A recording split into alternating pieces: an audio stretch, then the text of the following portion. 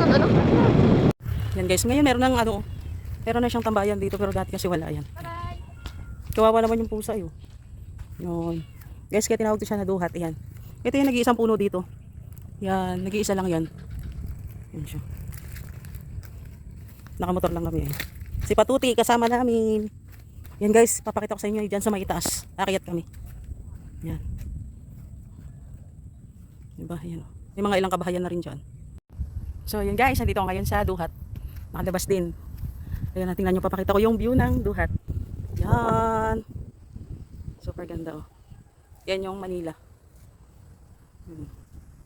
Dito tayo ngayon sa duhat. Yan oh. Makaganda. Kaya tinawag ko na duhat yan. Ayan yung puno ng duhat. Ayan oh. Yan siya oh.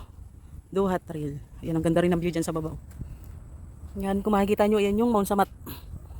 Cross ng Mount Samat yan. Yan siya. Diba? Oh. Yan yung Mount Samat. Ganda ng view. Hindi lang siya makahangin ngayon. Yan. Yan, very nice view. Wala kayo ngayon ni Inday. So yun guys, ang ganda. Ganda ng view. Kami lang ngayon ng anak ko. Siya na yung kasama ko. Na ano lang namin, biglaan lang. Magbabayad lang sana kami ng ilaw na punta kami dito. Yan, ganda ng view. Napapansin nyo, wala masyadong tao. Hindi katulad dati na talagang dinadayo yung lugar na to. Yan, wala masyadong tao ngayon.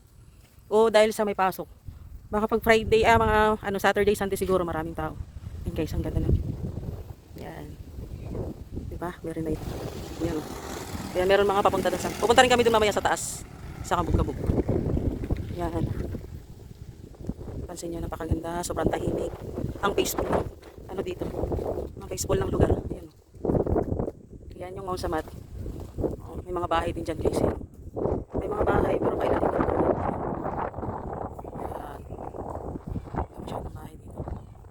Sa mga yan, diba ang ganda, nice view dito yan sa Bataan. Yan yung Mount Samat. Yan guys, super ganda.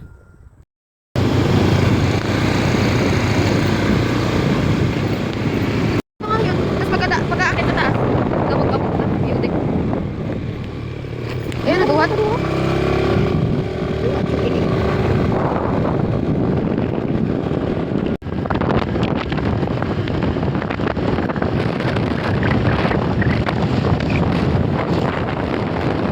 Nakamotor din.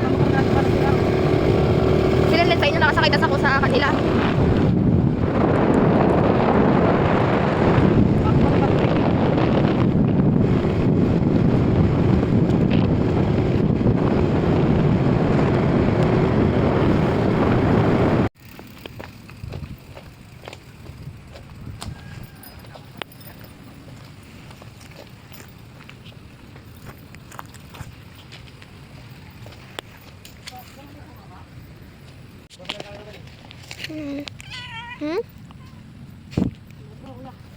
Ganda ng view.